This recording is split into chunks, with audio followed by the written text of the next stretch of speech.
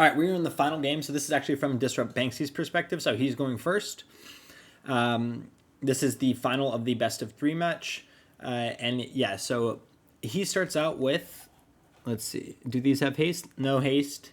Bone Strider has haste. Again, not a good card. So saving his diamonds for that is, you know, it is like not something I would do. He's got the Berserker. That always feels good to have a Berserker in the earlier games, just knowing that like when the time comes, you're going to drop that baby and it's going to be pressure and people are going to have to figure out how to deal with it. But yeah, again, early game, throw the Swordsman down. No reason to save the diamonds yet. He's going first, so he'd get 3 next. The only reason would be if you got a good 3 monster, which is Blood Fury with haste. That shield one, I think it's called Shield Bearer. Those are pretty good ones. That might be worth saving. But right now, nothing worth saving. Drop the Swordsman down. What do I got? I have Swordsman. I have Archmage. I have Stonebreaker. So I also have nothing worth saving. Let's see what I draw. I get the Blood Fury.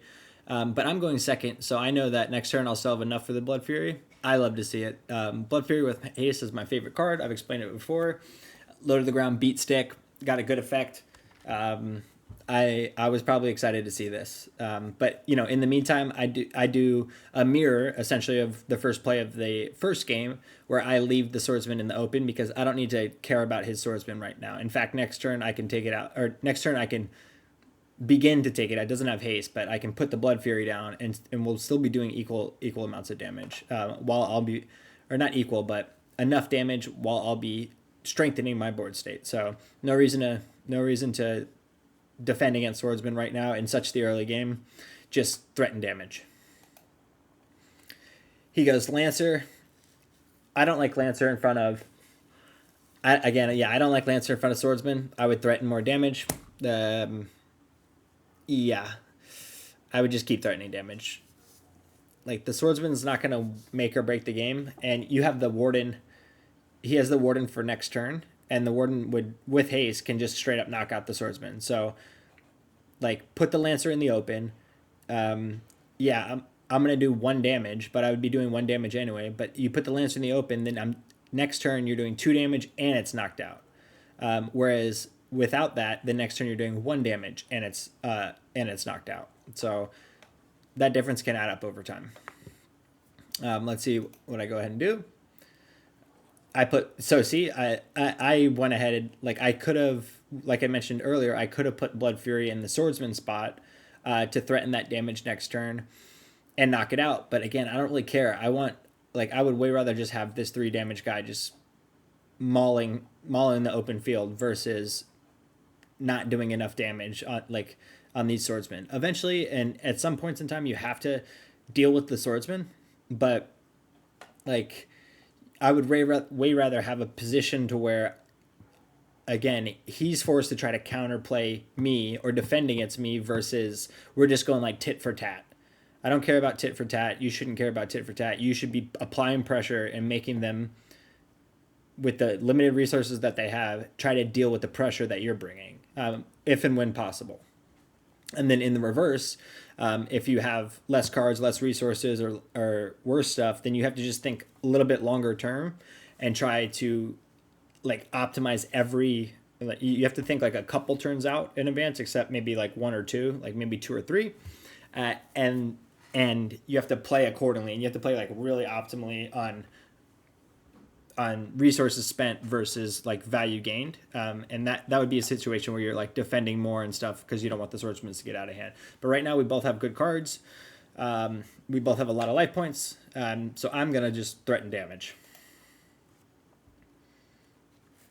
Yeah, definitely don't put the like. So yeah, this is, I don't like this play at all. Let's go back. He does knock out the Lancer. How many did he get? Yeah, he got 3. So he got 3 diamonds. This isn't a good play. Yeah, that's not a good play. Yes, he does damage, but now granted, if the Lancer was in the open field, that'd be better because he could put the Warden down, knock out the Swordsman, and then next turn the Warden would tank the full hit from the Blood Fury, and he still has the Bone Strider there to knock out the Blood Fury next turn. So he would take literally 0 damage while doing 2 damage. But instead, he just did 2 damage, and now his board state's bad. So, like, let me let me say that again, because that was like, that's a really important, this is probably a really important swing turn that might have made or break the game for Disrupt. Well, the 2 turns ago, honestly. Okay, so first of all, the Lancer should have been in this spot right here. Or, you know, it could have been this spot, whatever. I was going to put the Blood Fury in the open field regardless. Well, maybe not. But anyway, he's got a couple options. Warden, Bone Strider, Berserker, right? He draws Swordsman, Bone Strider. Like, because Bone Strider has haste and it'll disappear, don't play the Bone Strider. In this current situation where the Lancer is already where the Lancer is, you put the Warden down and you do 1 damage. Because the Warden's going to slip over to the, like, it's because of its ability, it moves across open spaces. So you can do 1 damage right now, then tank the hit from the Blood Fury next turn, and still maintain a good board state while still maintaining, like, equal damage trade. Or not equal damage trade, but enough defense against the threats of damage that I'm making. But he doesn't, then the Blood Fury would knock out the Warden, and he would still have the Bone Strider there to knock out the Blood Fury next turn, because it has haste. It would just immediately knock it out, and that would be a better board state. He could drop the Swordsman down, and he'd still have some cards, and like we would both have nothing on the field, and it would, like, you know, be at reasonably equal damage. But right now, he spent too many cards, I think, in the wrong positions, and we'll see how it goes. He's going to have to end up putting that Warden down, assuming he doesn't get other cards. He's going to have to put the Warden in front of the Blood Fury. Yeah, so he goes ahead. Look, we're at equal things now. He's threatening 3 on the field. I'm threatening 3 on the field. I have the knockout for the Lancer ready. I have Stonebreaker. No need to put that down. I could have put Archmage down. I think my thinking here was, I don't need that extra HP from the Archmage, so I'm just going to save diamonds in the event that I get, like, my own Berserker, or I need to play multiple cards next turn, so I'm just going to put down the lower cost monster there. I could have put the Archmage down. It does have more health, like, and it does go back into my hand, so that could have been advantageous, but I think at this point, I'm like, all right, let me just see if I can draw a card that, like, with these extra diamonds would be useful. And I think that it's like a fair risk trade-off to make in that point. All right, so he draws his own Blood Fury but doesn't put it down. So he's going to save for the Berserker, right? I don't think that's a good idea, especially because it doesn't have haste. Yeah, that's not a good idea. You have 2 really good low-cost attackers right here, and I'm continuing to threaten more and more damage. Like, I would have put probably Warden down in front of Blood Fury, and then an extra Swordsman. No. Maybe Swordsman down in front of Blood Fury. Hold on, let me think. No, definitely Warden down in front of Blood Fury. Tank all of the attack. Next turn, drop Blood Fury down. Definitely don't save it at this point in the game. Like, that damage is gonna start to add up really quick, and saving up just for 1 monster is not, like, the best idea. As you might have seen from one of my replays with Anthony, like, you're just risking it all too much on one guy. My damage it's getting low, but it's not that low. Like, you have to worry more about board state than trying to finish him. Yeah, definitely play a card there, dude. Like, any card there would have been better than no cards there. I probably would have put Warden down, but we'll see how that goes. I go ahead and put the Archmage. So, yeah, if they're both doing 2 attacks, doesn't really matter that much. Back at the same HP, but now you can see my board state is way stronger than his board state. And, yeah, we'll see how that plays out. So he's got 9 now, so I'm assuming Berserker's going to come down. Yeah, Berserker comes down.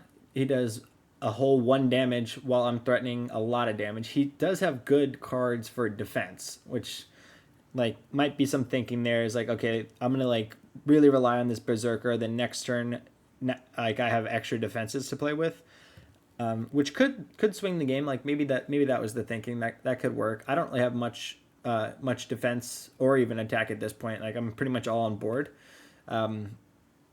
Still, I'd have played it differently, but let's see. Like, maybe that Royal Protector might have been a save there for him.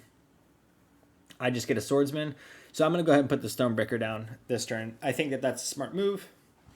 I know it's going to do 5 damage to me. I like the likelihood that he has a card that, like, I actually know for a fact he doesn't have a card that can do any more damage than the Berserker, so that 5 damage is the only damage I'm going to take. The Vanguard I had before that only had 1 health left, so that means the Berserker would do 4 damage to my life points. Now it's doing 5. Either way, it's not good, but by putting this Stonebreaker down this turn and not next turn, I actually saved myself from losing the game. Even though he does 5 this turn, he would have done 4 and then 5 and win the game. So I'm going to just take the 5 this turn, and then I can tank the next 2 hits from him. So that, like, you have to think about that, because this is the part in my tweet thread about, like, understanding if a game is haste heavy versus not haste heavy, when to play your cards. And that, like, by removing that Vanguard and putting the Stonebreaker down there, literally, I mean, it might not save me the game based on other cards, but just on that exchange alone, it would save me the game. Yeah, so I don't know whose turn it is now. I think it's Alberta or Disrupt's turn this time. So let's see. He's got multiple Blood Furies. He finally puts the Warden down, right? Like, he should have been doing that. Just does 1 damage. Bang, bang, bang. 2 to 3. Puts the Blood Fury down. Like, so, yeah, dude.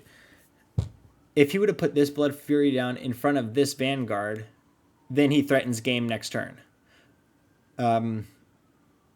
Yeah, like, I know he wants to take out this Archmage, but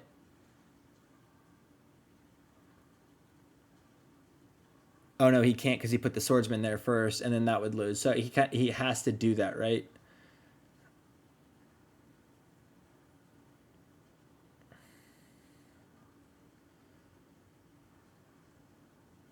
Yeah, actually, I think he has to do that. Okay.